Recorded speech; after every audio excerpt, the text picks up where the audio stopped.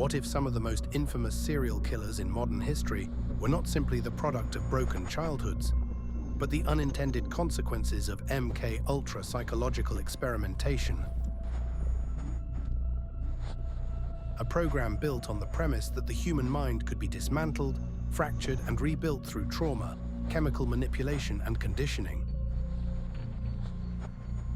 Most people believe serial killers are simply criminals, and MK-Ultra was just a failed experiment with LSD. But the surviving documents show something very different. Those documents show that the MK-Ultra program explored far more than LSD. They describe research into the occult, hypnosis, psychological fragmentation, and even forms of ritualized psychological conditioning designed to break down and reshape the human mind.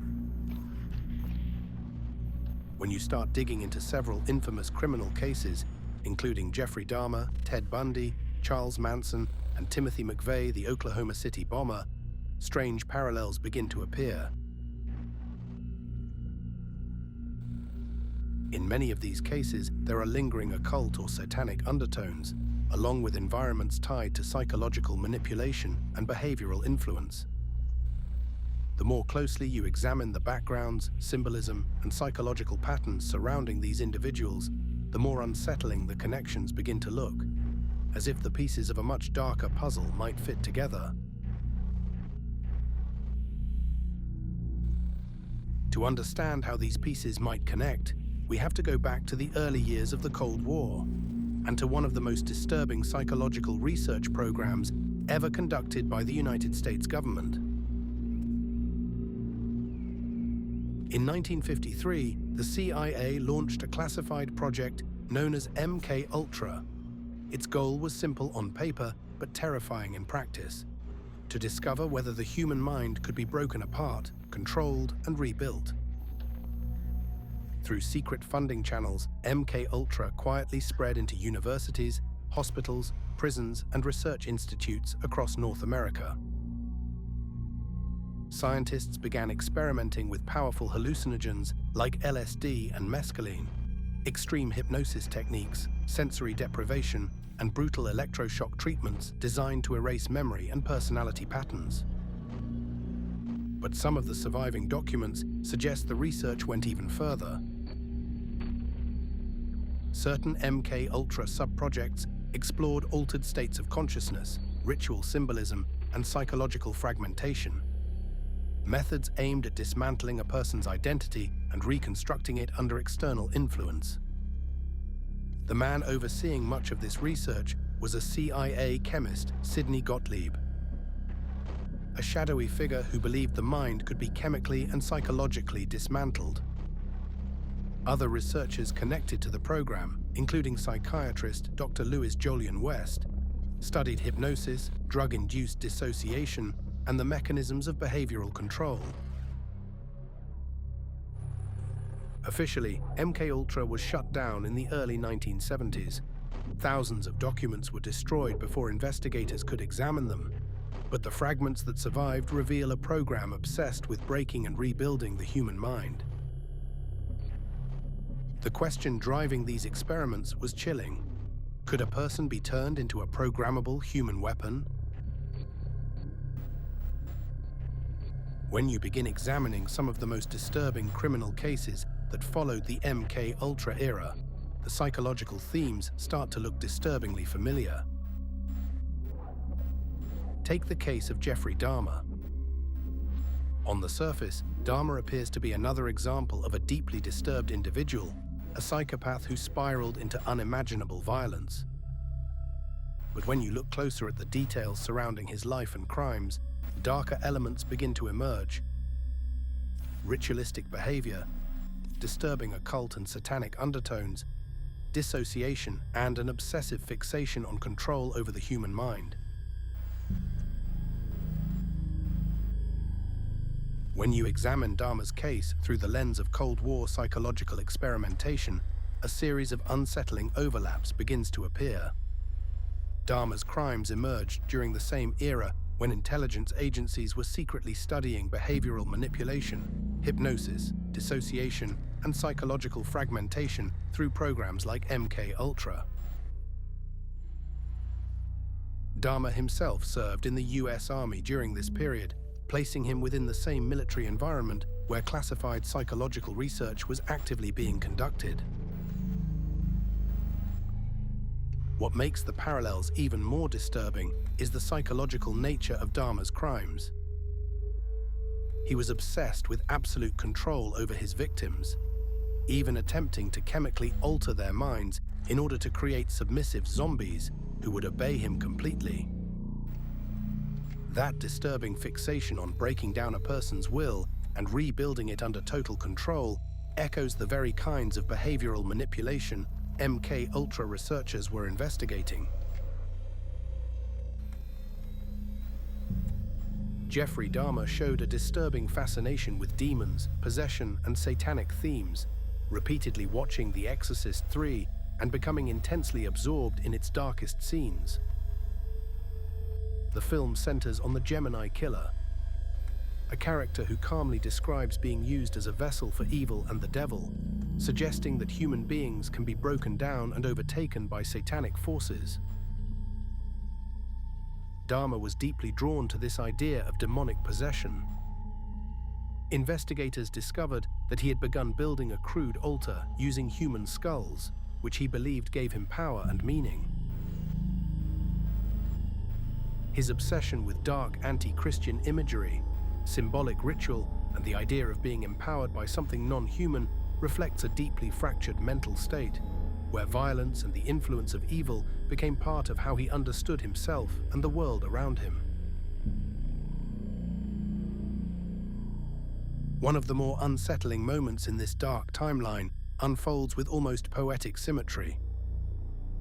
On the same day that Jeffrey Dahmer was baptized in prison, publicly turning toward Christianity after years immersed in violence and decay, John Wayne Gacy was executed for his own unspeakable crimes. As if the symbolism were not already unnerving enough, the sky itself darkened under a lunar eclipse, a rare celestial shadow cast across the earth at the precise moment one notorious killer claimed redemption while another met his end.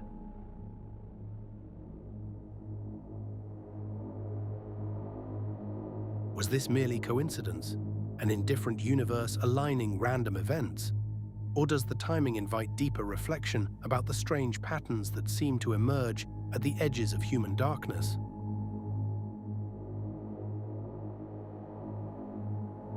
When moments of extreme evil, repentance, death, and cosmic shadow converge within the same narrow window of time, it challenges us to ask whether reality is as chaotic as we assume, or whether meaning sometimes hides in places we won't often look.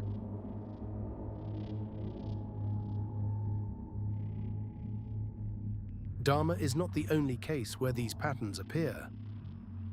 When you begin examining some of the most heinous crimes carried out by the most infamous serial killers of the Cold War era, figures like Ted Bundy, Charles Manson, David Berkowitz, John Wayne Gacy, and the Unabomber Ted Kaczynski, disturbing similarities begin to surface. Across many of these cases, recurring themes appear again and again. Occult imagery, ritualistic symbolism, and disturbing undertones of Satanism. Several of these individuals also passed through military environments or institutions connected to government systems during the same decades when intelligence agencies were secretly exploring psychological manipulation through programs like MK-Ultra. When these elements are viewed together, the timeline, the military connections, the psychological parallels, and the occult symbolism, the similarities begin to form a pattern that is difficult to ignore. From the mid-1960s, we see a sharp rise in serial killer activity, peaking across the late 70s and 80s, before dropping dramatically in the 90s. Some argue this spike simply reflects improved detection or better policing, but that explanation feels incomplete. The scale and timing of the spike raises deeper questions about what factors may have been contributing during this period to produce such a concentration of extreme offenders. Something was clearly happening during this era, and the pattern itself demands closer examination.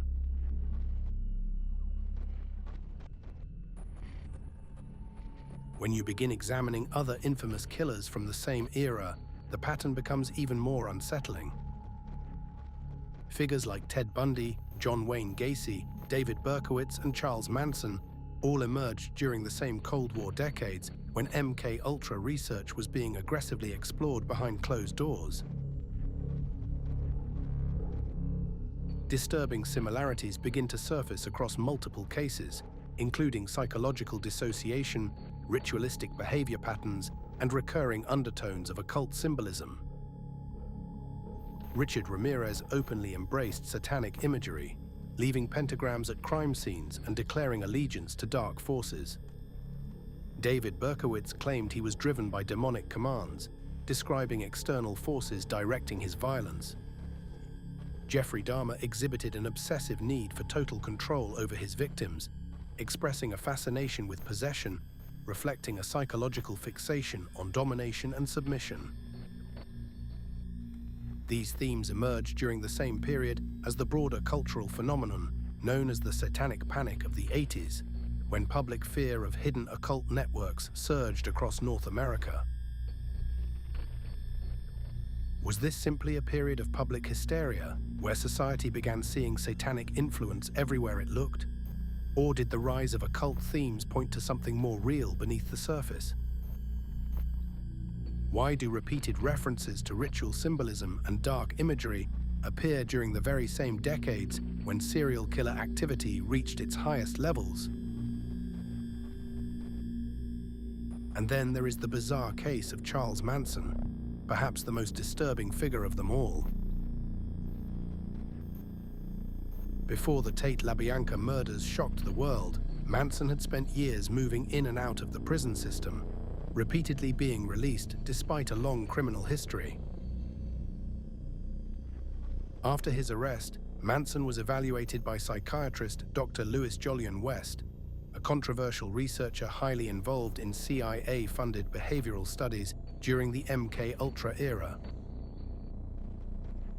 West was known for studying hypnosis, dissociation, and the psychological mechanisms behind cult influence. The very kind of manipulation that Manson appeared to exercise over his followers. Individually, each of these cases appears to be the work of a deeply disturbed mind. But taken together, the Cold War timeline, the strange institutional connections, the psychological fragmentation, the occult symbolism, and the rare intersections with researchers involved in behavioral experiments, the pattern begins to look increasingly difficult to ignore.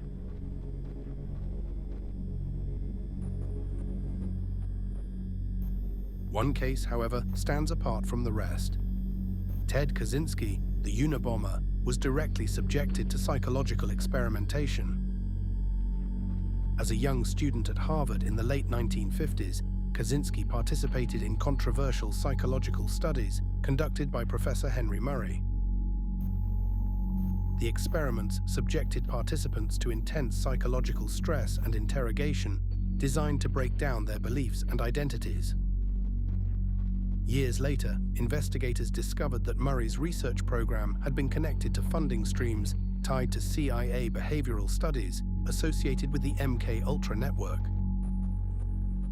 Long before the bombings began, there were already unusual events surrounding his early life. When Kaczynski was an infant, he was hospitalized with a severe allergic reaction and kept isolated from his parents for nearly a week. His mother later recalled that when he returned home, he seemed emotionally distant and withdrawn, as if something in his personality had shifted. Years later, while studying mathematics at Harvard University, Kaczynski became involved in a controversial series of psychological experiments. The experiments were designed to push participants into intense psychological stress. What makes these experiments especially unsettling is the time period in which they took place.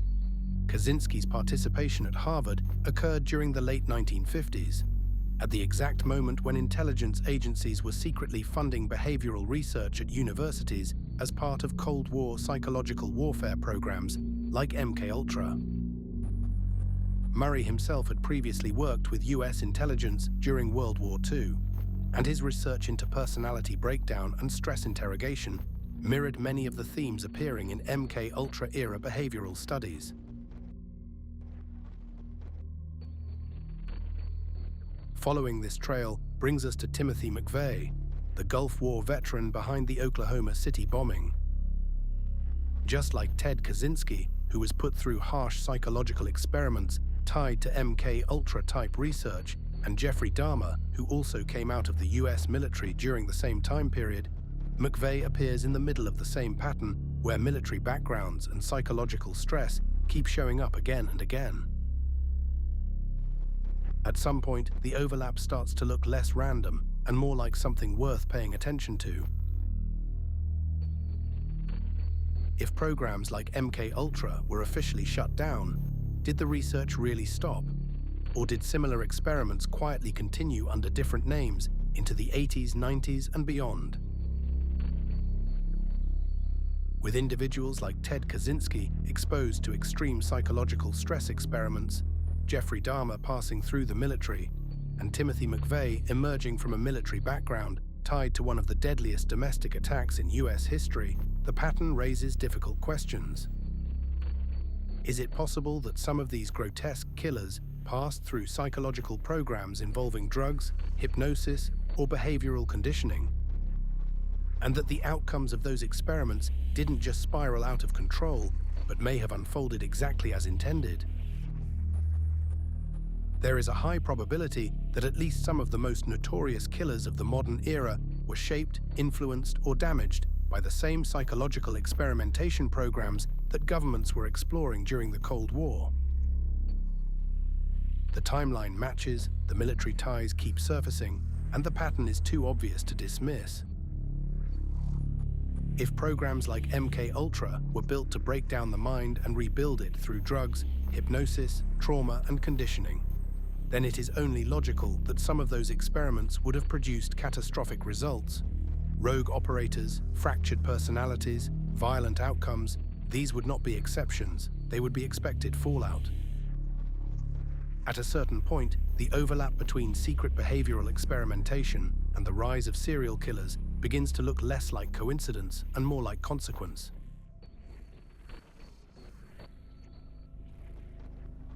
How many MK-Ultra sub-projects were far darker than we'll ever know?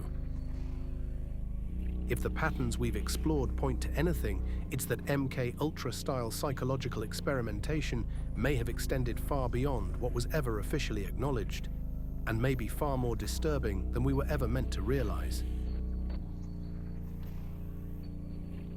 Thanks for watching. If you find this kind of research interesting and want to see more content like this, please like, share, and subscribe. Your support helps the channel grow and allows us to continue exploring these deeper and often overlooked topics.